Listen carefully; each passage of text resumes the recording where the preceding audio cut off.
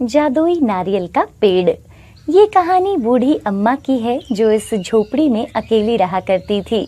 कहने को तो उनका एक बेटा था, लेकिन वो अपनी पत्नी के साथ शहर में रहता था और कभी अपनी माँ से मिलने तक नहीं आता था और ना ही उन्हें कभी पैसे भेजता था। उसे तो शायद ये भी ना पता हो कि उसकी माँ जिंदा भी है या नहीं। बूढ़ी अम्मा उस झोपड़ी में बिल्कुल अकेले रहा करती थी। कई बार वहाँ कुछ जानवर जरूर आ जाते थे तो झोपड़ी के आगे लगे पेड़ की छाया में बैठ जाते थे और बूढ़ी अम्मा उन्हें पानी पिला दिया करती थी। बूढ़ी अम्मा के पास खाने के लिए कुछ नहीं था, कहीं ना कहीं से खाने का वो इंतजाम करती थी। क्या फायदा ऐसे बेटा पैदा करने का जो कभी अपनी माँ से मिलने नहीं आता। पता नहीं शहर में कौन सा काम करता है जो उसे अपनी बूढ़ी माँ की याद तक नहीं आती। आज पता नहीं कैसे दिन निकलेगा। ना ही मेरे पास खाने के लिए अनाज है और ना ही एक फूटी कौड़ी। जैसे ही उसकी नजर नारियल के पेड़ पर पड़ती है, अरे इस पर तो नारियल लगे हैं, कैसे भी एक नारियल उतार कर इसका पानी पीती हूँ, पेट में ठंडक पड़ जाएगी। बूढ़ी अम्मा एक बड़ी सी लकड़ी लेकर आती है और नारियल तोड़ने की कोशिश करती है। ये नारियल भी कितनी ऊंचाई पर लगते हैं। बहुत कोशिश करने पर अम्मा उन नारियल को नहीं तोड़ पाई। तभी वहाँ एक आदमी आता है। अरे बेटा, क्या तुम मेरे लिए एक नारियल तोड़ सकते हो? इस उम्र में ना तो मैं इस पेड़ पर चढ़ सकती हूँ और ना ही नीचे से ये नारियल उतार सकती हूँ। अगर तुम चाहो तो तुम भी अपने लिए एक नारियल ले सकते हो। लड़के ने उस बूढ़ी अम्मा की बात मानी और उस नारियल के पेड़ से 2 नारियल उतार दिए। एक नारियल उसने बूढ़ी अम्मा को दिया और एक नारियल अपने लिए ले लिया। जब वो आदमी नारियल पीता है तो वो बहुत खुश हो जाता है। वाह, क्या स्वाद है! इतना मीठा पानी, मानो कोई अमृत हो। ये नारियल का पेड़ तो सबसे अलग है, इतना मीठा पानी है। इधर बूढ़ी अम्मा भी वो नारियल का पानी पीती है। पानी तो बहुत मीठा है, मैंने पहले इस पर ध्यान क्यों नहीं दिया। मुझे तो ये नारियल पानी बेचना चाहिए। इतना मीठा पानी पीकर तो लोग खुश हो जाएंगे और बदले में मुझे कुछ पैसे भी मिल जाएंगे। लेकिन मैं इन नारियल को उतारूंगी कैसे? अगला दिन हो जाता है तो वो आदमी वहाँ फिर आता है। तभी अम्मा उस आदमी को देखती है और बोलती है, बेटा तू आज फिर मेरे लिए नारियल उतार दे, लेकिन आज मुझे ज्यादा नारियल चाहिए। अरे तुमने तो मुझे फ्री ही समझ रखा है, मुझे भी तो बहुत काम होते हैं। मैं इतनी ऊपर क्यों चढ़ूं भला? मुझे कुछ हो गया तो क्या करूंगा? और तुम मुझे एक नारियल का लालच देती हो, उससे मेरा क्या फायदा? तो आज 2 नारियल ले लेना बेटा। मैं इस नारियल के पेड़ पर चढ़ नहीं सकती, नहीं तो तुमसे मदद क्यों मांगती। एक शर्त पर उतार सकता हूँ, जितने नारियल तुम लोगी उससे आधे हिस्से के नारियल मैं अपने लिए उतारूंगा। बूढ़ी अम्मा के पास उस आदमी की बात मानने के सिवाय कोई रास्ता नहीं था। ठीक है, तुम मेरे लिए 20 नारियल उतार दो। वो आदमी फटाफट से नारियल के पेड़ पर चढ़ता है और अपने लिए 10 नारियल और बूढ़ी अम्मा के लिए 20 नारियल तोड़ लेता है। उस दिन बूढ़ी अम्मा उसी पेड़ के नीचे बैठकर उन नारियल को बेचती है। तभी एक गाड़ी आती है। नारियल देखकर वो गाड़ी वहाँ रुकती है। आदमी गाड़ी से नीचे उतरता है। अम्मा जी, 2 नारियल दे दो। बूढ़ी अम्मा 2 नारियल दे देती है। वो पति पत्नी नारियल पानी पीते हैं। पानी तो बहुत मीठा है, बाकी नारियल से कुछ अलग है। सही कह रहे हो, ये नारियल पानी तो कुछ ज्यादा ही मीठा है। कितने पैसे हुए अम्मा जी? बेटा 100 रुपए हुए। वो उस बूढ़ी अम्मा को 500 रुपए देता है। ये लो अम्मा जी, नारियल पानी बहुत अच्छा है, आप मुझे 5 नारियल और दे दो। हाँ हाँ बिल्कुल लो। अम्मा 5 नारियल उस आदमी को दे देती है और पैसे अपने माथे से लगाकर भगवान का शुक्रिया करती है। ऐसे ही कुछ घंटों में अम्मा के सारे नारियल बिक जाते हैं और उनके बदले अम्मा को अच्छे पैसे मिलते हैं। दूसरी तरफ जिसने अम्मा की नारियल तोड़ने में मदद की थी, वह अपने सारे नारियल बाजार में बेच आता है। आज तो बहुत अच्छे पैसे कमा लिए। क्यों ना मैं आज रात को ही उस नारियल के सारे नारियल तोड़ लूं, फिर उन्हें बाजार में लेकर जाकर बेच दूंगा। नहीं तो वो बूढ़ी औरत तो सारे नारियल मुझसे तुड़वा कर लोगों को बेच देगी, इससे मुझे क्या लाभ होगा। हाँ, यही करता हूँ, आज ही रात सारे नारियल तोड़ लूंगा। इधर बूढ़ी अम्मा आज बहुत खुश थी। आज उसके घर में पूरा खाना बना था। अगर ये नारियल का पेड़ नहीं होता तो न जाने मेरा क्या होता, आज भी भूखा ही सोना पड़ता। रात हो जाती है और अम्मा भी अपनी झोपड़ी में सोई हुई थी। वो आदमी आता है और नारियल के पेड़ से नारियल तोड़ने की कोशिश करता है। अरे, हमने तो कुछ नारियल कल तोड़ लिए थे, लेकिन यहाँ तो आज भी उतने ही नारियल लगे हैं। ये बिल्कुल भी कम नहीं हुए। लगता है मुझे अंधेरे में ज्यादा लग रहे हैं। वो आदमी जैसे ही नारियल के पेड़ पर चढ़ता है, वो ऊपर ही नहीं जा पा रहा था। इतनी देर से वो वहीं का वहीं था। अरे, ये क्या हो रहा है? मैं जितना ऊपर जा रहा हूँ उतना ही नीचे आ जाता हूँ। वो एकदम से पेड़ से नीचे उतर जाता है और डर जाता है। अब वह एक डंडे से नारियल तोड़ने की कोशिश करता है और बहुत सारे नारियल तोड़ लेता है। जल्दी से सब नारियलों को बोरी में भर लेता हूँ। और वह सब नारियल बोरी में भरकर घर चला जाता है और उन्हें एक कमरे में रख देता है। अब सुबह इन सारे नारियलों को बाजार में ले जाकर बेच दूंगा और इन मीठे नारियलों से खूब पैसे कमाऊंगा। और वह दूसरे कमरे में जाकर सो जाता है। अगली सुबह अम्मा उठती है और देखती है कि नारियल के पेड़ के नीचे नारियल ही नारियल रखे हुए थे। हे भगवान, इतने सारे नारियल नीचे गिरे हैं। लगता है रात को तेज आंधी आई थी। और अम्मा पेड़ के ऊपर नजर मारती है। अभी भी पेड़ नारियलों से भरा पड़ा था और पेड़ के नीचे बहुत सारे नारियल पड़े थे। ये तो पेड़ किसी जादुई पेड़ की तरह लग रहा है। इतने सारे नारियल नीचे गिरे हैं और हमने तो कल भी नारियल तोड़े, और देखो अभी भी ये नारियलों से भरा पड़ा है। बूढ़ी अम्मा एक नारियल खुद पीती है और बाकी सब नारियल इकट्ठे करती है और सड़क के किनारे उन्हें फिर से बेचना शुरू कर देती है। दूसरी तरफ वो आदमी जब सोकर उठता है, वो बहुत खुशी से अपने कमरे में जाता है तो देखता है कि उसके कमरे में बहुत सारे सांप थे और नारियल की बोरी जो उसने वहां रखी थी वो भी खाली थी। इतने सांप देखकर वो वहां से भाग जाता है और उसी अम्मा के पास जा पहुंचता है जहां वो नारियल बेच रही थी। अम्मा, मुझे माफ कर दो, अब मैं तुमसे कोई नारियल नहीं लूंगा। तुम जितने बोलोगी मैं तुम्हारे लिए उतने नारियल तोड़ दिया करूंगा। अम्मा हंसने लगती है। अब इसकी जरूरत नहीं पड़ेगी बेटा। देखो रात को हवा से कितने नारियल टूट गए हैं। अब तो कुछ दिन इन्हें ही बेचूंगी। वो देखता है कि वहां नारियलों का ढेर लगा था। आदमी जब पेड़ के ऊपर देखता है तो वहां अब भी पूरा पेड़ नारियलों से भरा हुआ था। वो कुछ समझ नहीं पाता कि ये सब क्या हो रहा है। जो नारियल उसने तोड़कर अपने घर रखे थे, वहां उन नारियल की जगह सांप थे और वो सारे नारियल पेड़ के पास गिरे थे। वो अम्मा के आगे हाथ जोड़ता है और बिना कुछ बोले वहां से जाने लगता है। अच्छा सुन, ये ले, एक नारियल पानी पी ले तू भी।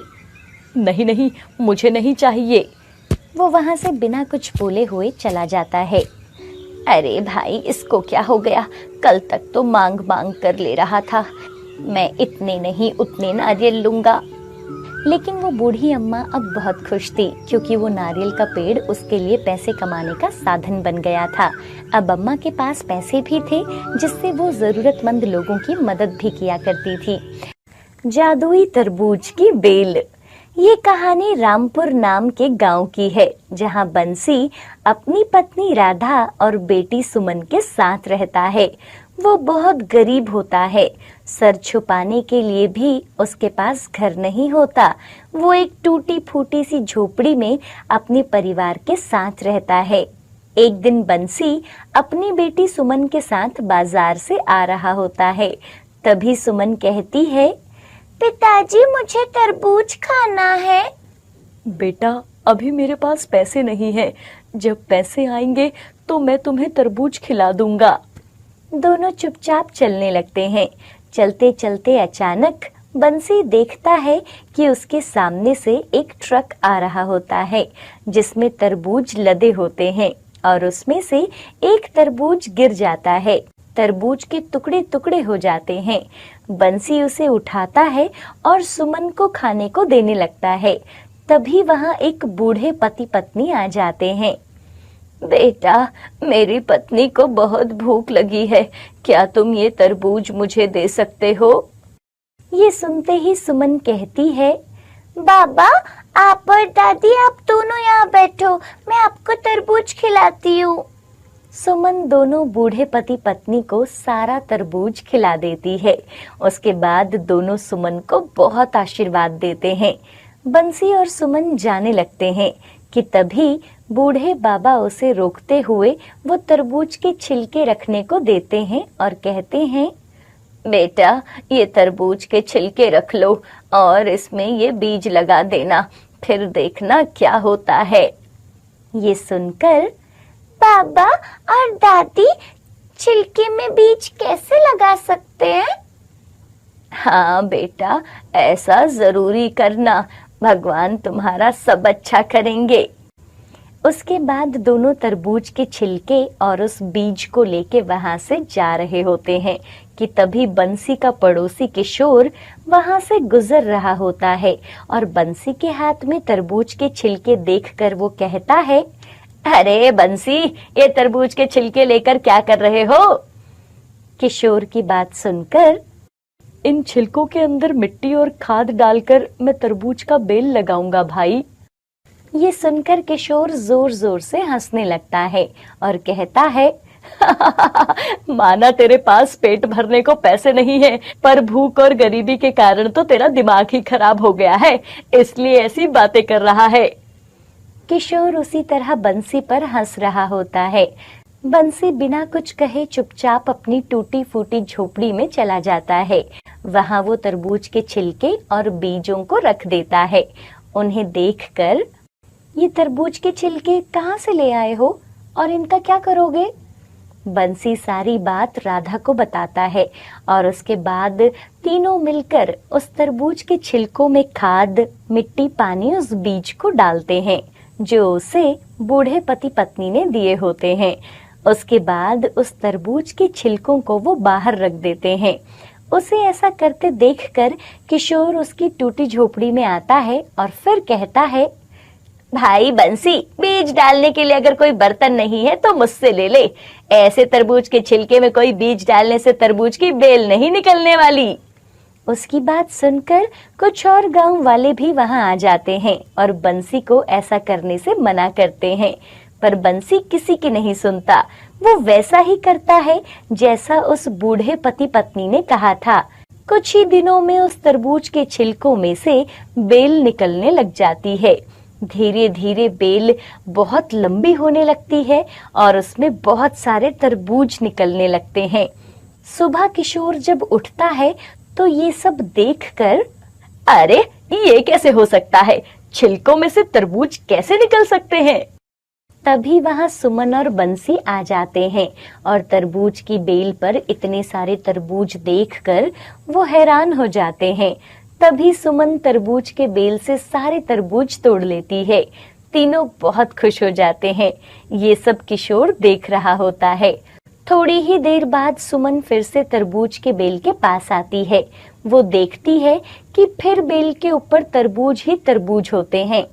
ये सब देखकर वो हैरान हो जाती है। अरे, अभी तो मैंने सारे तरबूज तोड़े थे, तो फिर ये तरबूज फिर से कहां से आ गए? वो खुशी से चिल्लाते हुए अपने पिताजी को बुलाती है। उसकी आवाज सुनकर बंसी और राधा दोनों बाहर आते हैं और फिर से तरबूज की बेल पर इतने सारे तरबूज देखकर बहुत हैरान हो जाते हैं। तभी बंसी कहता है, ये कैसे हो सकता है? अभी तो हमने सारे तरबूज तोड़े थे। अपने पति की बात सुनकर, कहीं ये जादुई तरबूज की बेल तो नहीं है? माँ, तुम सच कह रही हो। ये छिलके और बीज, ये सब हमें उन बूढ़े बाबा और दादी ने दिया था और कहा था भगवान तुम्हारा भला करेंगे। तीनों बहुत खुश हो जाते हैं और राधा कहती है, सच में अब हमारी गरीबी दूर हो जाएगी इस जादुई तरबूज की बेल से। ये सब किशोर सुन रहा होता है और वो अपने आप से कहता है, ये जादुई तरबूज की बेल तो मेरे पास होनी चाहिए। मुझे कैसे भी करके ये जादुई तरबूज की बेल लेनी होगी। उधर दूसरी ओर बंसी, राधा और सुमन तीनों उस जादुई तरबूज की बेल से जरूरतमंद लोगों की मदद करने लगते हैं। पूरे गांव में बंसी की चर्चा होने लगती है। बंसी कुछ ही दिनों में बहुत अमीर हो जाता है। ये सब देखकर कुछ तो करना पड़ेगा। मैं इस बंसी की इतनी तारीफ नहीं सुन सकता हूँ। कैसे भी करके मुझे ये जादुई तरबूज की बेल चाहिए, पर ऐसा क्या करूँ? रात होते ही किशोर उस जादुई तरबूज की बेल के पास जाता है और उस जादुई तरबूज की बेल को वहां से तोड़ने की कोशिश करने लगता है। तभी उसे किसी के रोने की आवाज आती है। वो भागकर जाता है तो देखता है कि एक औरत सड़क पर मदद के लिए रो रही होती है। किशोर वहां जाता है पर उस औरत की मदद नहीं करता और बोलता है, अरे मुझे तो लगा था ये वो बूढ़े पति पत्नी होंगे जिसकी मदद करने से बंसी को ये जादुई बेल मिली थी, पर ये तो कोई औरत है। और वो औरत मदद के लिए चिल्लाती रहती है, पर किशोर उसकी मदद नहीं करता। वो जादुई तरबूज की बेल को तोड़ने के लिए चला जाता है। जैसे ही वो उस बेल को तोड़ने लगता है, उस बेल से छोटे छोटे कीड़े निकलकर किशोर के शरीर पर रेंगने लगते हैं। किशोर चिल्लाकर भागने लगता है। तभी वो देखता है कि वो औरत देखते ही देखते एक बूढ़े पति पत्नी में बदल जाते हैं। ये सब देखकर ये कैसा चमत्कार है? किशोर, तुम एक स्वार्थी आदमी हो। एक औरत जो तुमसे मदद मांग रही थी, तुमने उसकी मदद नहीं की। तुम्हारी यही सजा है। उसके बाद वो बूढ़े पति पत्नी गायब हो जाते हैं। बंसी के जादुई तरबूज की बेल की बात एक गांव से दूसरे गांव तक फैल जाती है।